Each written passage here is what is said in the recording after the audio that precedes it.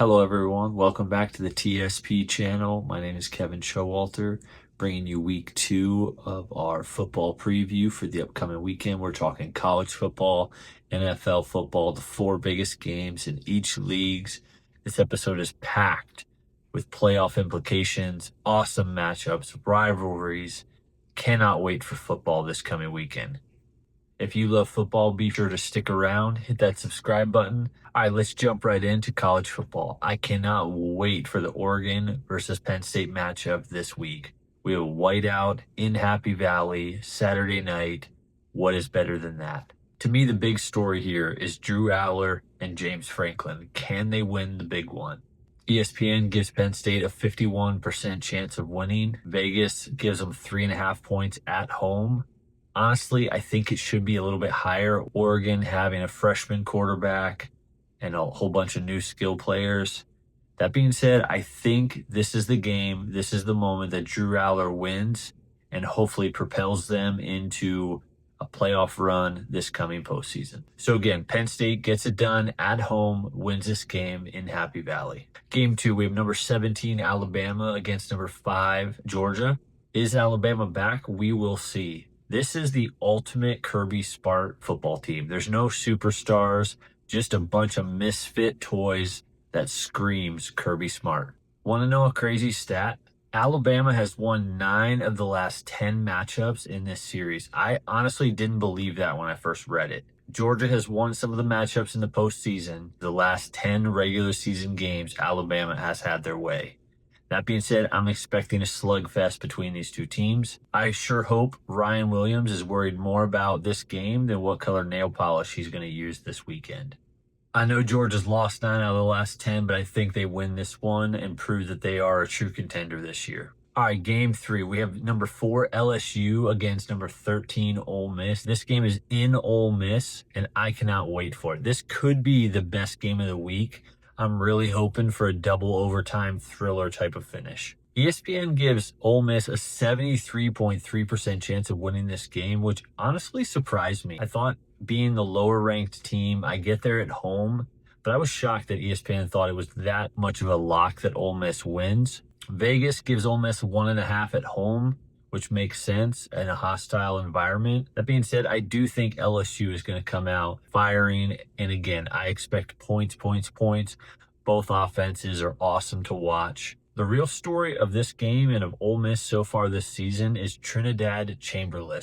He is the QB1 right now. He didn't start the season there, but he's not giving that job back to Simmons. He had 100 yards rushing last week and over 300 passing yards the past 2 weeks. I'm not going to jump quite to Heisman predictions, but this guy looks like the real deal, and I expect a big game yet again this week. That being said, LSU has a lot of firepower. I think that they are ranked number 4 for a reason, and I think Nuss Bus gets a huge win on the road in the SEC, showing that LSU, not Texas, is the top dog in the SEC this year. Game number 4, number 1 Ohio State flies all the way across country to Washington, play in Seattle against a ravenous fan base.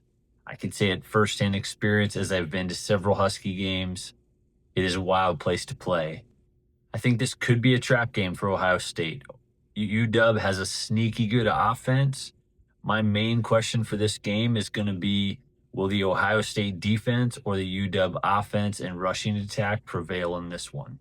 It's a long trip out west. I do think Ohio State gets the win, but again, would it surprise me if Washington pulled off this upset? Not at all. I definitely think that the Huskies cover. Again, if you love football, go ahead and hit that subscribe button. All right, let's move over to the NFL. First up, we have the Eagles going into Tampa Bay to play the Buccaneers. Both teams are undefeated. Surprising fact, the Buccaneers are 4-1 against the Eagles the last few seasons. Let that sink in for a little bit. It really comes down to styles make fights, and for whatever reason, Tampa is an excellent matchup against the Eagles. That being said, Tampa does have some injury concerns with Mike Evans.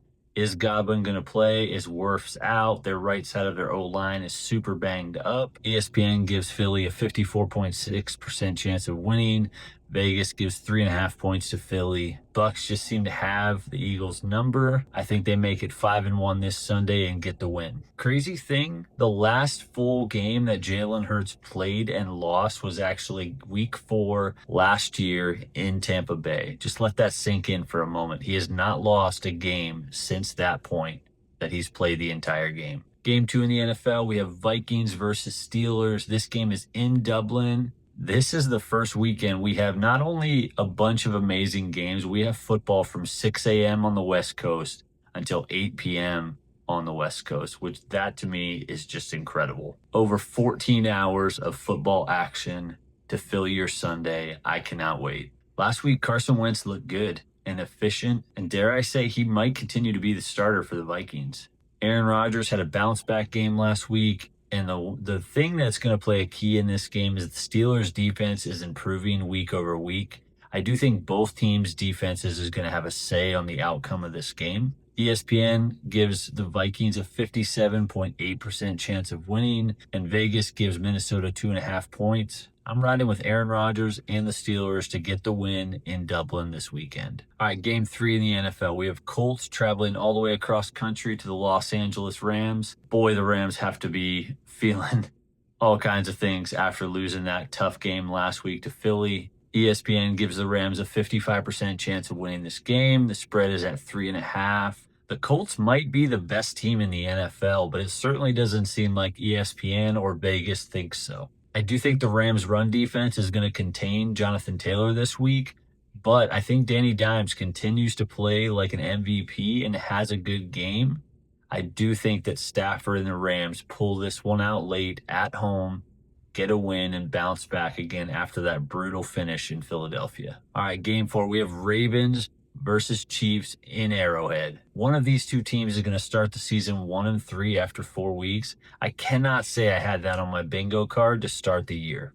Honestly, for this Ravens team and all of the crazy finishes, it is either going to make them mentally tough to win a Super Bowl or this team could implode by the end of the year. These late fumbles by Derrick Henry are certainly something. It's crazy that a team averaging 40 points per game is on the brink of a 1-3 start. By the numbers, Baltimore should boat race Kansas City fairly easily. But again, in Arrowhead, a scrappy Chiefs defense, Andy Reid, Pat Mahomes, I think it's going to be a close one. Lamar is just playing too well to start the season 1-3, right? I think the Chiefs lose a second game at Arrowhead this year. The season isn't over for them, but boy, a trade for Tyreek Hill seems like the right move for them and the Dolphins. I would not be surprised if that doesn't happen in the next couple weeks. Thanks again for watching this video and supporting our channel. Go ahead and leave us a comment about who you think is going to win some of these matchups.